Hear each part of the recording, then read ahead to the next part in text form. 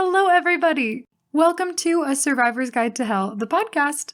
I'm PJ Aubrey, here to walk you through this pessimist-friendly guide to finding the silver lining. We pick an unpleasant topic every week and take our listeners on an exploration of the brighter side of things. Today, our unpleasant topic is injury and illness. When it comes to injury and illness, we've got some fascinating stories for you. Stay tuned.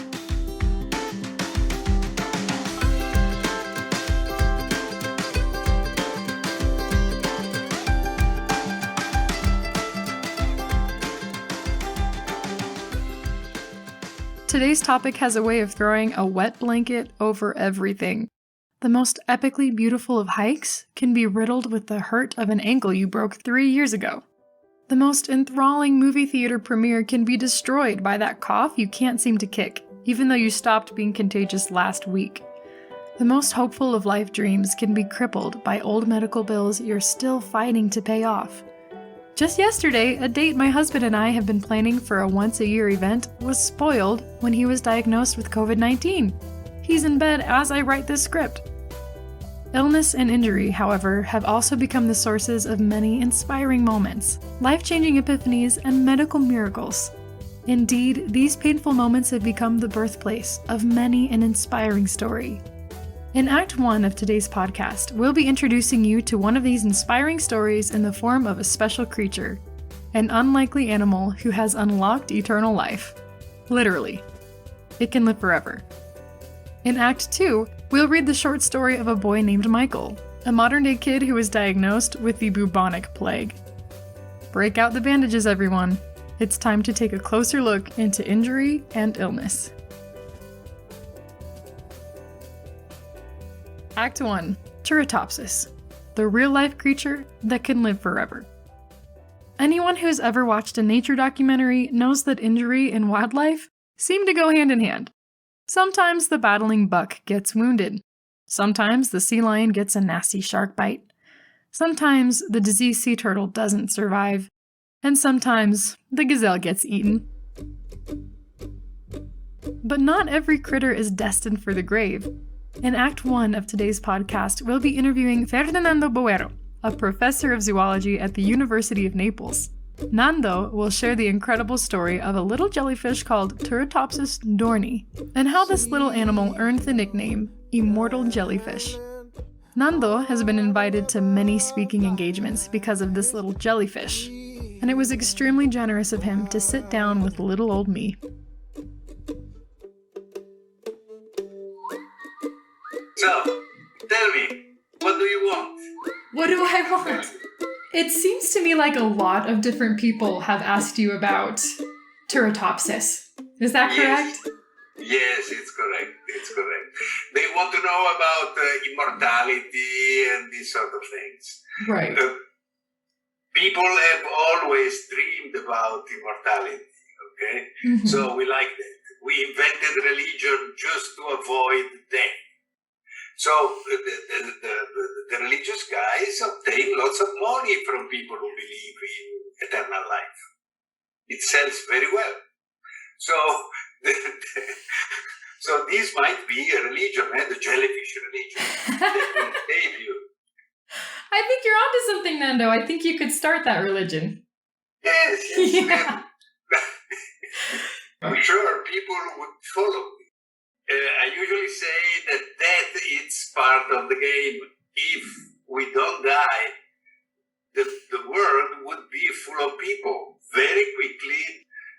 So it's time. When it's time to fade away, we have to fade away, and somebody will take our place.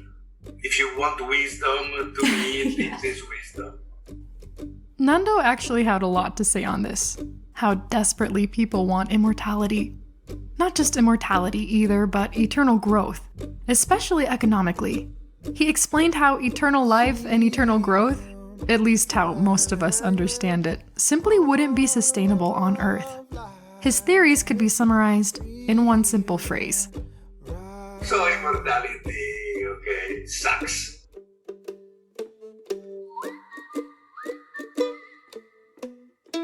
I'm sure most of the people who are going to be listening to this haven't heard what Teratopsis is or how it was discovered, and I'd love to hear that story. Yes, Teratopsis is a tiny jellyfish. Mm-hmm. When you think about jellyfish, you think about large gelatinous things. Teratopsis is very small. They are born from polyps, which are tiny. Nando gave me a crash course on the reproductive cycle of jellyfish. This is important to understand Teratopsis' secret to avoiding death. So here's the bullet points. To reproduce, a mature male jellyfish sends his sperm cells into the water. These cells enter the mature female jellyfish and fertilize her eggs. Not too strange a concept, right? The resulting larva attaches itself to the bottom of the ocean and becomes a polyp. Polyps are a big deal in the jellyfish community. They're essentially a column of baby jellyfish, who will detach and swim away once they have sufficiently developed. A single polyp can develop a dozen or so immature jellies. Nando likes to compare them to butterflies. Just as a caterpillar will turn into a butterfly, a polyp will become mature jellyfish. Nando explained that part of his job at the time was to reconstruct the life cycles of the jellyfish. The work was go in the water, take the tiny polyps, bringing them to the lab, have the jellyfish growing to a mature state, and have other polyps. And so 2 students of mine did that with jellyfish was not well known, these Teratopsis. They had the jellyfish in tiny vessels, 1 per vessel, and they wanted to see what was the final product of growth, because these jellyfish were very small and immature. They weren't sexually competent. These 2 guys, Giorgio Babestrello and Sommer, forgot about these jellyfish. Maybe it was a Saturday or whatever, so they didn't take care of the jellyfish.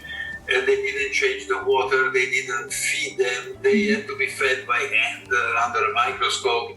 So when they looked at the colonies again, the jellyfish were not there, but there were tiny polyps. Now the polyps should be produced by fertilization, deriving from mature jellyfish. These were not mature. And there were just 1 jellyfish per jar. So even if they were mature, they wouldn't have been the possibility of the 2 to have fertilization. Nando and his students had a serious mystery on their hands. Where had the jellyfish disappeared to? As Nando explained, the jellies were not mature enough to reproduce, and they didn't have a sexual partner to join with, even if they could reproduce. So how did these polyps, these baby jelly colonies, even get here?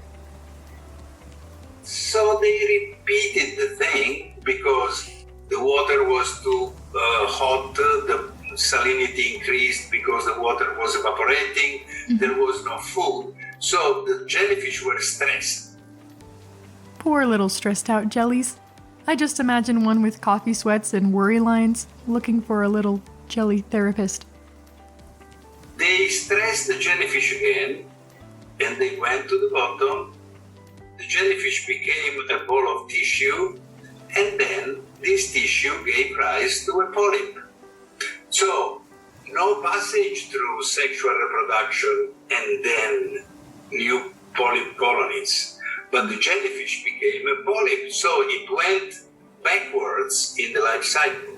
It's like a butterfly that reorganizes its cells and becomes a caterpillar, okay? Which is very strange. Yes. Which is very strange. Usually, the route is one way. In this case, it went back, and so the jellyfish became polyps. The cells of the jellyfish are very different from the cells of the polyps. They have a striated muscle, like us. The polyps don't. They have eyes. The polyps don't. So they have many cell types that are different from those of the polyps. Of course, since the jellyfish derived from the polyps, the genetic information to make all these things is present in the genome. Now that there is one thing that is still to be detected, which is what is the genetic switch that resets the reading of the genome in these cells. Genetic switch. If it's been a while since your last biology class, here's a simplified refresher. Not all of the genes you have are active. For example, you may have a gene that predisposes you to develop cancer. However, this cancer won't necessarily appear just because you have the cancer gene. It could remain off your entire life, unless factors like your diet or environment tell your body to switch the gene on. Nando has some hopeful news about what Teratopsis can teach us about these genetic switches. And these might be interesting for regeneration, for cancer. Cancer cells are cells that become crazy and rebel against our body, doing strange things. So if it were possible to have switches that regulate their development, this might be something interesting to know. As far as we know, Teratopsis can repeat its regeneration process indefinitely. Of course, the animal is not completely immortal. They can still get eaten, be wiped out by changing ocean environments, and suffocate without water. But given the right circumstances, this little jelly can avoid death again and again, with no end in sight. Who knows? Perhaps those stressed out jellies in the jars of Nando's students had already been around for hundreds of years. What does this mean for us on land? Thanks to Teratopsis, we know that there are cells that can backtrack their journey of growth. This holds a wealth of potential for humankind, including possibilities in cancer treatment. I think Nando is right. Forever avoiding death may not be a worthy goal for a person to have. But thanks to our little ocean friend, we may vastly improve the life we have been granted, even if it's not an eternal one. Nando shared some golden experiences with me that we won't have time for in this episode. But believe me, it would be a podcasting crime not to publish them in the future.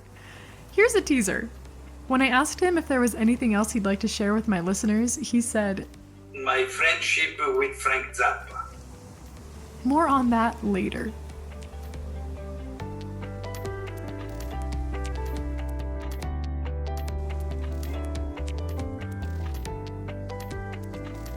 Act 2. Modern-day bubonic plague. How a young boy caught the disease that killed half of Europe. The following short story is based on true events. Hey, my name is Teddy. I feel like I should say my friends call me Ted, but maybe I've just been watching too much of the hospital TV. I only have one friend, and he hasn't called me anything yet. His name is Michael, but his mom calls him Mickey. Usually only when she's acting strange, though. When Mom bought me in the gift shop, she seemed normal. She was calm when she pulled me off the shelf. She looked at me, her wallet, and the cashier with even eyes that didn't say much. But when she put on her mask and took me to Michael's room, her eyes said a lot. So did the wrinkles in her forehead and the way her voice got higher pitched when she went into the room and handed me to him. I've seen that in the movies too, the forehead wrinkles and the higher voice. It usually comes after something bad has happened. I guess something bad has happened to Michael.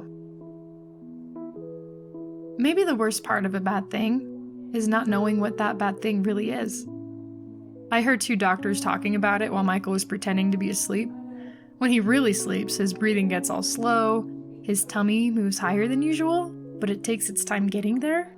It's like the sun rising in our window, around 6 in the morning. But when the doctors were talking, Michael's tummy looked the same as when we watched Pokemon together, or when he was eating his tater tots at lunch, or when he was holding me and playing with my bow tie.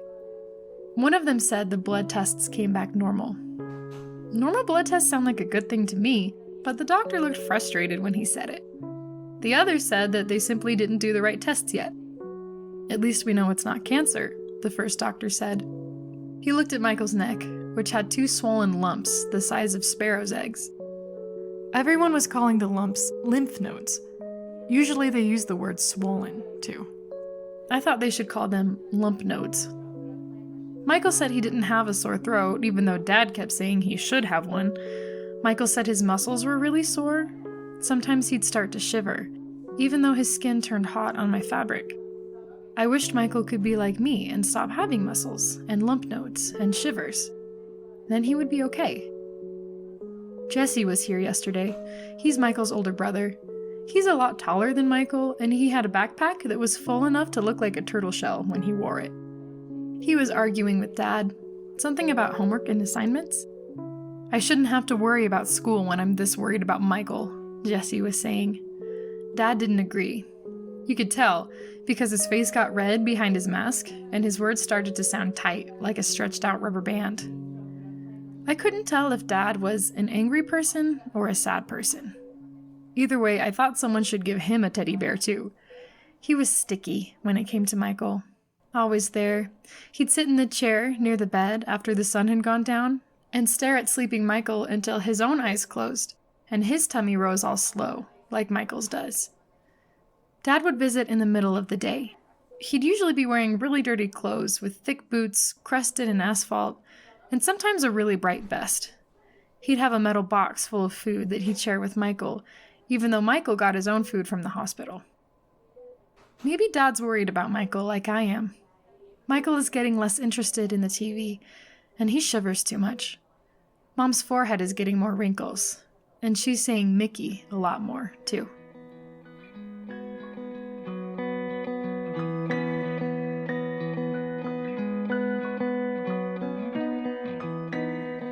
Hey, it's Teddy. Michael called me Ted today, so now I can say, "Hi, I'm Teddy, but my friend calls me Ted." Today was a good day. Dad was here being sticky, and Jesse came into the room. It was a lot earlier than Jesse usually comes, and Dad started to look a little more mad than sad. "Why aren't you in school?" he said.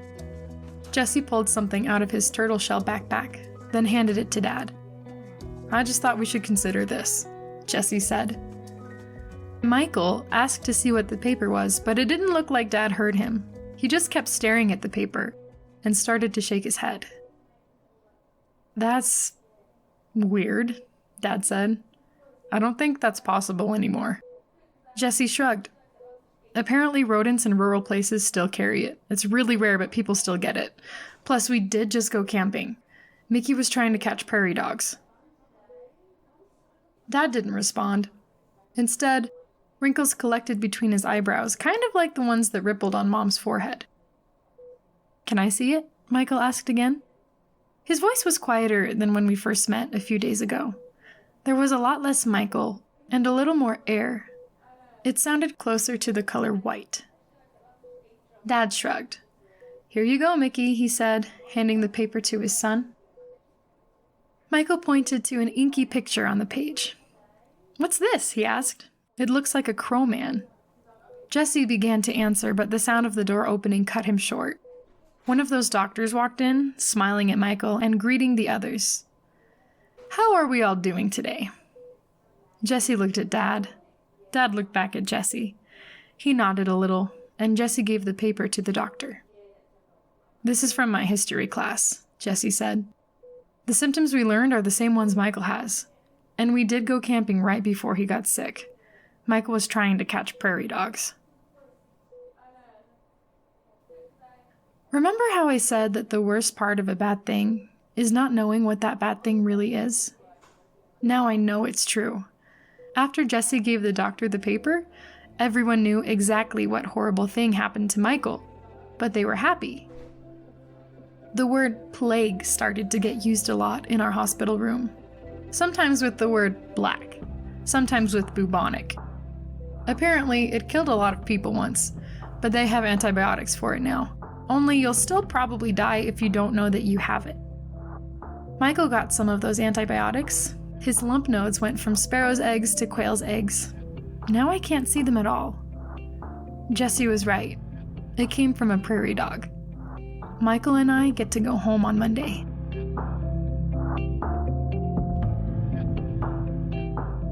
Clearly, our short story has a dash of dramatic effect, primarily in the form of a cognizant teddy bear. However, the main details are supposedly true. A young boy in the western United States was becoming dangerously ill. The doctors couldn't nail down the problem and were becoming increasingly concerned until their patient's brother had a unit on the bubonic plague in school. It was the schoolboy that made the correct diagnosis and saved his brother's life. If you're dusty on your history, bubonic plague is the one that may have wiped out half of Europe's population back in the 1300s. If you Google it, you'll see a lot of black and a lot of skeletons. According to the CDC, 1,006 cases of plague have been diagnosed in the United States between the years 1900 and 2012. 80% of those cases were bubonic. This disease is currently most prevalent in Africa, India, and Peru, but rural areas in the western United States are known to host it as well. It's carried around the old-fashioned way, by infected fleas that live on rodents. If you didn't know the plague still existed, you may be a little horrified to learn it's still running around a western state near you. However, if a plague that once wiped out 25 to 60% of the European population has only infected about 1,000 United States citizens in over 100 years, this is what we call improvement. And as in Michael's case, it is now easily treated by antibiotics. The bubonic plague is so rare in the United States that the biggest trick to healing the afflicted is merely finding the correct diagnosis. In the US, roughly twice as many people are killed by cows every year than are diagnosed with the plague. 30 times as many are killed by falling off ladders. Long story short, it's probably not the first conclusion that most doctors will come to when they see the symptoms. I heard Michael's story from a friend in college who knew the affected family, but I haven't been able to reach her and confirm the details or get the contact information of the original Michael. If you're listening, my dear college buddy, please drop me a line.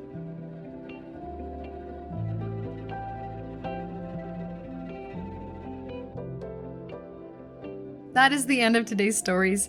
Now we invite you to join us for our weekly Silver Liners Challenge, which is designed to be an easy, actionable step that you can take to help boost your week and help you survive hell. Here it is, the Silver Liners Challenge. Do a little something extra to be good to your health this week. Maybe it's trading one Twinkie for one carrot, or going on a pleasant morning walk when you may normally have sat down to watch some morning TV.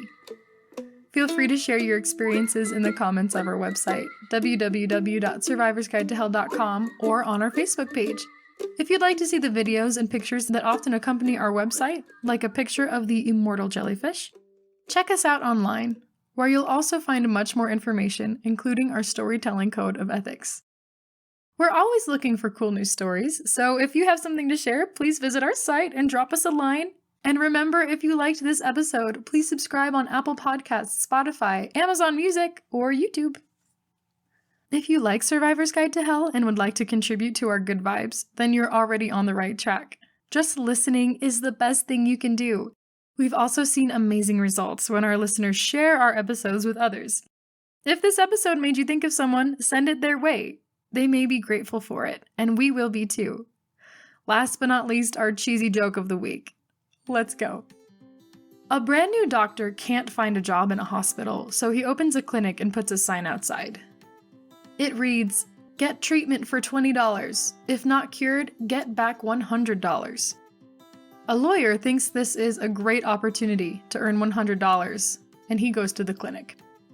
Lawyer, I've lost my sense of taste. Doctor, nurse, bring medicine from box number 14 and put 3 drops in the patient's mouth. Lawyer, ugh, this is kerosene. Doctor, congrats, your sense of taste is restored. Give me my $20. The annoyed lawyer goes back after a few days to recover his money. Lawyer, I've lost my memory. I can't remember anything. Doctor, nurse, bring the medicine from last time, box number 14, and put 3 drops in his mouth. The annoyed lawyer said, I'm not eating that kerosene again. Doctor, congrats, you got your memory back. Give me $20. The fuming lawyer pays him, then comes back a week later, determined to get back $100. Lawyer, my eyesight has become very weak, and I cannot see at all. Doctor, well, I don't have any medicine for that, so take this $100. The lawyer accepted the bill, then stared at the note. This is only $1, not 100. The doctor said, "Congrats! Your eyesight is restored. Give me $20.